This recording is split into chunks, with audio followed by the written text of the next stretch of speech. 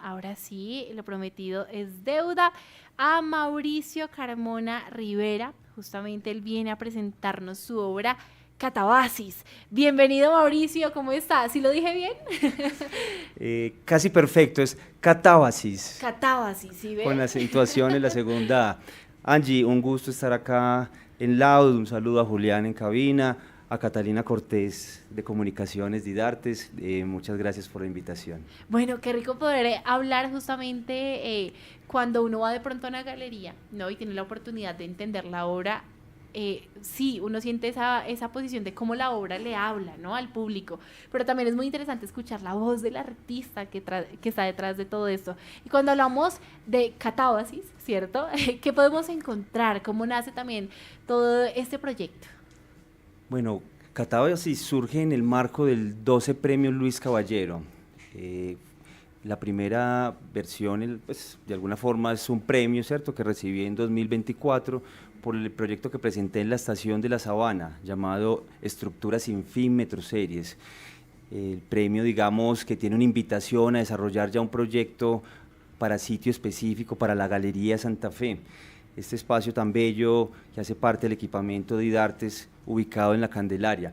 Justo el premio Luis Caballero se ha caracterizado por pensar obras para sitio específico o in situ, es decir, cómo concebimos obras de arte que integren un poco la dimensión histórica, política del lugar en el que se emplaza la obra.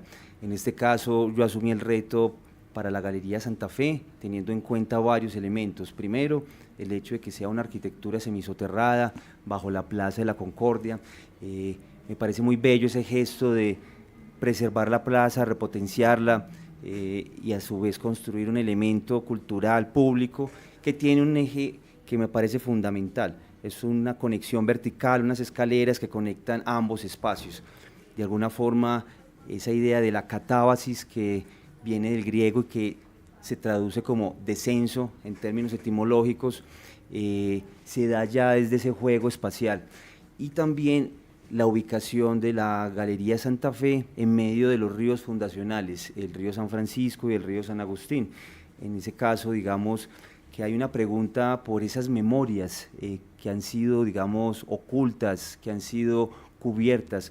En el caso del río San Francisco, por ejemplo, hay un libro que ha sido clave para mí de Jimena Montaña Cuellar que se llama El río que corre, una historia sobre la avenida Jiménez y el río San Francisco.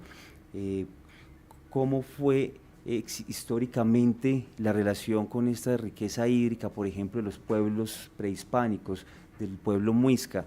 Era el sitio de la ceremonia, del rito, del encuentro, de la vida. Cómo a través del proceso de colonización, de poblamiento y de expansión urbana, paulatinamente se fue contaminando esta fuente de vida, esta fuente de riqueza hídrica, y con el paso de la modernización de la ciudad se empezó, digamos, a sepultar, primero a canalizar, después a hacer una cobertura, hasta que hoy está enterrado y convertido en una cloaca. Es una idea que tiene mucho que ver con Medellín, porque es un proceso que se dio paralelamente también durante la primera mitad del siglo XX para el caso de la quebrada Santa Elena, que hoy está cubierta por la avenida La Playa en el centro de la ciudad. Sí, me hace usted traer un ejemplo a memoria y es que aquí en Bogotá encontramos un sector en la localidad de Kennedy, ¿no? A propósito, que se llama también, por ejemplo, el barrio El Amparo, María Paz, parte de estas zonas fueron construidas y lo que es también, y traigo estas zonas porque hacen parte de un referente que sucedió en muchos lugares de Bogotá y es que eran afluentes, ¿no? Lo que nosotros llamamos caños, y empezaron a rellenarse con escombros, con basura, y al final, encima de todo esto, se construyeron, ¿no? Diferentes casas. En ese momento quizás también era ese refugio, eran terrenos, ¿no? Que habían sido quizás invadidos, pero detrás de todo esto, cuando uno va a analizar la historia del barrio, ¿no? De la localidad, la mayoría está hecha bajo los mismos escombros que secaron lo que un día fue esa agua. ¿Qué historias invisibles usted cree que nos trae esa cara oculta de las ciudades? Qué bueno que mencionas Kennedy. Sabes que el año pasado tuve el privilegio de trabajar en un proceso que se llama Artefactum, laboratorios de cocreación. y tuve el honor de trabajar con un grupo de artistas muy especial. Incluso se conformó un colectivo en tránsito, un saludo para el colectivo en tránsito y para el espacio Artitis también. Qué bonito lo que mencionas, justo por qué no se contemplan los territorios en sus complejidades, en sus dimensiones, digamos, biológicas, en sus dimensiones también humanas. Generalmente lo que se hace es desecar, por ejemplo, los humedales. En nuestras ciudades, Medellín, Bogotá, son de una riqueza hídrica impresionante, pero a la vez para urbanizar a veces se cometen errores que cíclicamente significan grandes, digamos, problemáticas a lo largo del tiempo. Los ríos retoman sus cauces milenarios y generan inundaciones, los humedales a su vez también generan una memoria como de aquello que era una corriente natural, hecha de meandros, hecha de una circulación orgánica, se rectifica, se canaliza a través de, pues, como de procesos de ingeniería hidráulica y termina justamente ya no convertido en ríos, sino en caños. En el caso de lo que tú me mencionas, por ejemplo, hay un referente que a mí me ha parecido fascinante, que he investigado poco, pero que quisiera profundizar en ello, son los camellones, ¿cierto? Que son estructuras, digamos, construidas, sistemas de irrigación y como de terrazas de los pueblos indígenas.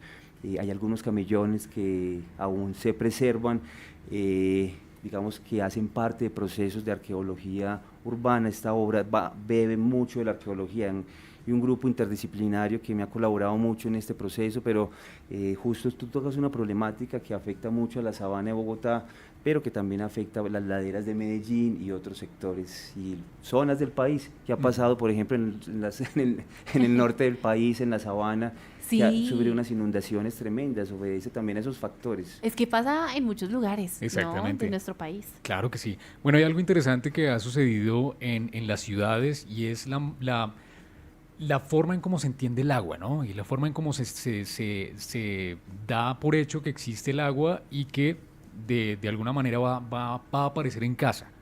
Y ese tipo de cosas, como ya la tenemos por hecho, no sabemos de dónde viene, cuál es el propósito, cuál es el proceso, y a veces nos perdemos en el hilo. Y hace un par de años tuve la fortuna de hablar con un experto de ciudad, donde él hablaba sobre cómo nosotros como capitalinos, como bogotanos, no entendemos las vías hídricas de la ciudad y damos por hecho que es un caño.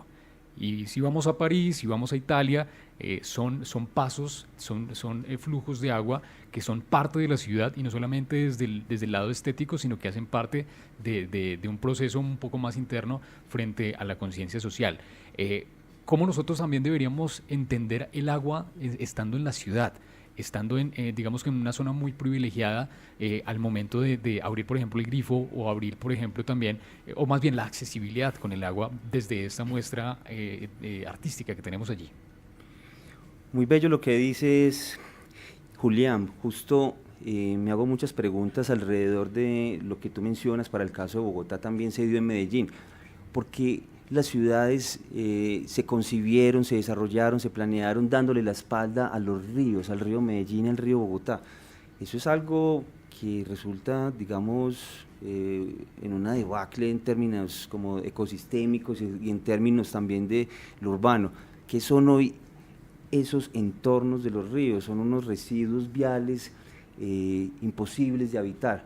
Hay obras recientes que han intentado recuperar esa memoria. Para el caso de Medellín, por ejemplo, en el caso de Parques del Río. Hoy es un lugar muy habitado, pero justo está sobre un río que está totalmente contaminado.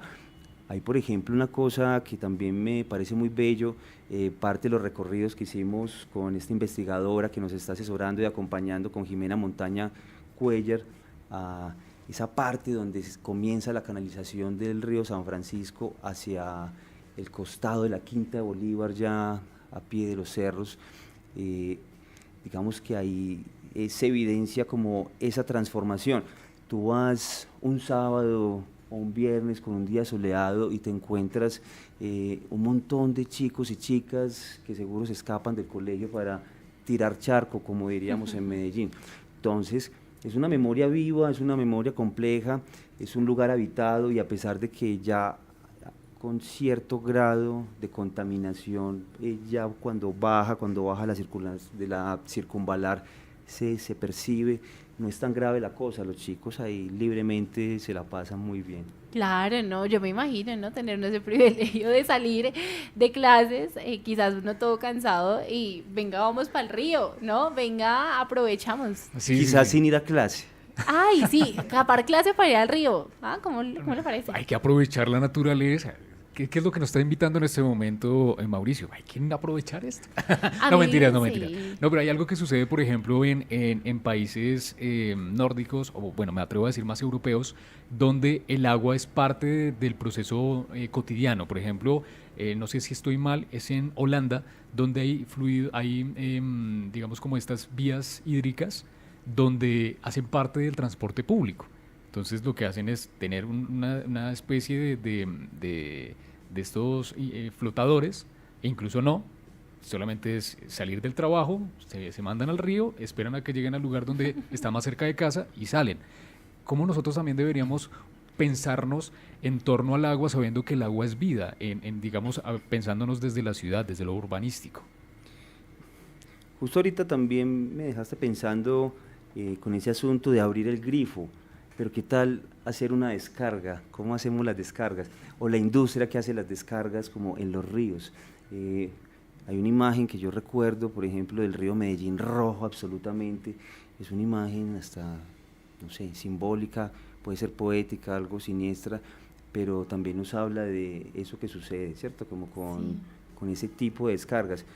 ¿Cuál es nuestra responsabilidad como habitantes de una ciudad? ¿Cuál es la responsabilidad como de las empresas y la industria que más contamina en este caso? Lo que tú dices es muy importante, Julián, y de alguna forma también lo conecto con la complejidad que implica descontaminar un río.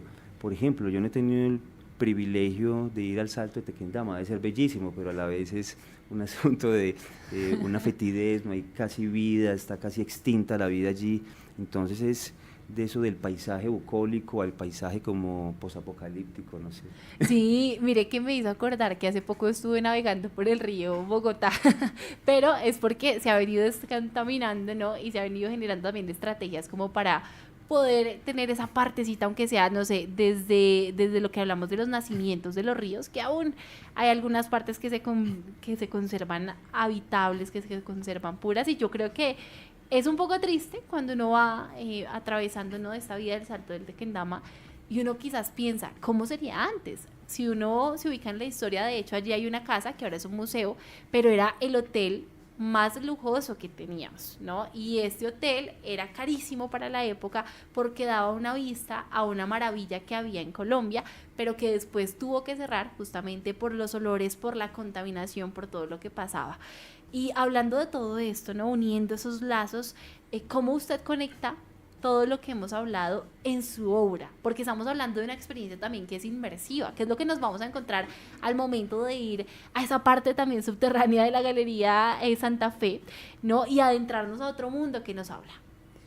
Bueno, justo también conectando lo que venimos hablando y esa exploración o expedición al subsuelo urbano de las ciudades de Medellín y Bogotá, valga la pena mencionar, por ejemplo, la complejidad, como retomando lo que venía diciendo acerca de cómo descontaminar un río, las plantas de tratamiento. La primera inmersión que realizamos fue en la planta de tratamiento Tunjuelo Canoas. Allí, digamos, esa planta interceptora de agua va a ser parte del futuro complejo de la PETAR, ¿cierto? Como la planta de tratamiento. Es un proceso que lleva más de una década en construcción y fue una primera mirada a ese mundo. Bajamos 80 metros con el apoyo del equipo de la empresa de acueducto de alcantarillado de Bogotá, bajo protocolos de seguridad muy estrictos, con una generosidad absoluta. Ahí de alguna forma ya se evidencia todas las personas que están detrás del funcionamiento de una ciudad. O sea, usted se Y metió bajo el agua 80 sí, metros. con el Oiga. productor y camarógrafo que es mi hermano Andrés Carmona Rivera, con el que tenemos una productora, y con un equipo de 10 ingenieros y personal técnico del acueducto. Eso para decirte que fue ese viaje que comienza ahí, un viaje que analiza, observa estas estructuras, pero que también las atraviesa. Hay un asunto como del viaje que comienza ahí, pero con un interés claro de explorar esa memoria, como les mencionaba, de no solo el río, no solo los afluentes, sino, por ejemplo, las obras de ingeniería hidráulica que quedaron sepultadas, disipadores, canalizaciones, obras en mampostería, en cantería, que nos hablan de otros momentos constructivos que también me interesan mucho como artista. En el caso, por ejemplo, de la quebrada Santa Elena en Medellín, hay unos puentes enterrados que se conservan en muy buen estado. Aún no hemos logrado llegar allá, pero en el caso de Bogotá logramos entrar a la alcantarilla máxima de la quebrada Roosevelt, que también a través de la empresa de acueducto alcantarillado de Bogotá nos acompañaron en este viaje, que era un lugar, digamos, con una memoria constructiva del siglo XIX. Entonces hay como una riqueza de las materialidades, de las texturas, de las gramáticas, digamos, que ofrecen, digamos, estos espacios, que es un poco lo que nos encontramos en la Galería Santa Fe. Ese ejercicio de descender a la galería desde la plaza de mercado nos lleva un poco como a través de un túnel, de unos elementos constructivos, unas formaletas o encofrado para vaciado de concreto, y se convierte como una suerte de viaje del no tiempo, y en esa medida hay una serie de imágenes que están ahí como suspendidas en el espacio.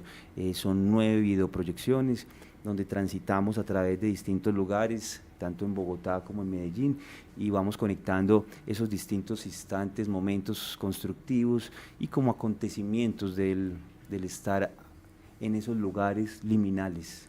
Pues bueno, Mauricio, esto todo suena muy interesante y sabemos que hay mucha más tela, como decimos, para cortar, pero sí quisiera que termináramos esta entrevista con esa invitación para que usted no se reitere, porque hay que ir a ver Catábasis, ¿no? Y adentrarnos también a esto, porque además es una obra de entrada libre. Podemos ir, podemos agendarnos, podemos estar allí, así que le comparto esos micrófonos para que también le hable a toda la audiencia y no se pierdan de ese trabajo que sin duda alguna tuvo y ha tenido mucho esfuerzo detrás y ha reunido muchos eslabones. Mira, antes de despedirme, no quiero dejar de mencionar, a propósito de esta emisora de la Universidad Distrital, que hay unas imágenes muy bellas que capturamos en los sótanos de la Avenida Jiménez, que hacen parte de la Facultad de Artes Buenísimo, de la claro. universidad, de la SAP como tal. Y ahí hay una memoria muy bella de lo que fue la cobertura del río San Francisco y la humedad y esa atmósfera húmeda y compleja, subterránea, ya está muy presente. Esto para decirles que ojalá nos puedan acompañar en la exposición que va hasta el 16 de agosto. Hay una agenda de actividades muy especial, hay personas que vienen del mundo de la historia, de la arqueología urbana, de la filosofía, que nos estarán compartiendo un poco su mirada alrededor de estos temas. También hay dentro de esas actividades algunos recorridos urbanos, uno con la investigadora Jimena Montaña Cuellar, también hay un recorrido con Radio en Acción. Mañana mismo, sábado 6 de junio. 6 de junio a las 4 de la tarde, a las 3 de la tarde tendremos una conversación con el curador de la muestra, el arquitecto e historiador Luis Fernando González Escobar. La agenda se está publicando en las redes sociales tanto de IDARTES como de la Galería Santa Fe, como de nuestra productora Policéfalo Producciones. Y bueno, le tengo una pregunta rápida para finalizar, que no se nos puede ir, y es, hoy estamos haciendo una dinámica, ¿no? Y una pregunta al público, y es esa canción que justamente quizás tenemos, no sé, en un día apretado cuando estamos en medio de la rutina, ¿cuál es la canción que usted pone para huir, ¿no? Así sea mentalmente. ¿Tiene alguna que tenga ahí como ese mantra? Luego haciendo cara de sufrimiento. Tengo varias. Sí, pero díganos, a ver. ¿Huir de qué? De la rutina. De la rutina. De la rutina. El problema es que yo a veces no huyo, confronto. Eso es un problema. Eso es como una reacción que lo ha analizado muy bien la psicología. Mira que ¿Y me para acabo de pensar una canción que se llama Haven de Talking Heads. Como que buenísima. Es muy bella. Muy buena esa canción. Y me ha disipado un poco como de ciertos momentos de angustia. El infierno que prometen ahí es más como un pequeño infierno, pero es muy bello. Oiga, pero me también, gusta. por ejemplo, para hacer los informes, cuando tengo que presentarlos. Hay una canción de un grupo de unos DJs franceses que se llama Estrés. Estrés, ¡ay! Que la pongo en bucle durante horas y me ayuda a concentrarme. Está muy interesante, así que bueno, las vamos a ir a tener justamente en nuestra playlist y ustedes lo estaban escuchando. Mauricio, ¿no? Mauricio Carmona, el artista que está detrás de esta obra, Catábasis, y que ustedes pueden ir y disfrutar en la Galería Santa Fe. Son las 6:37 de la tarde, nos vamos con algo de buena música para que usted también le suba el volumen a la radio.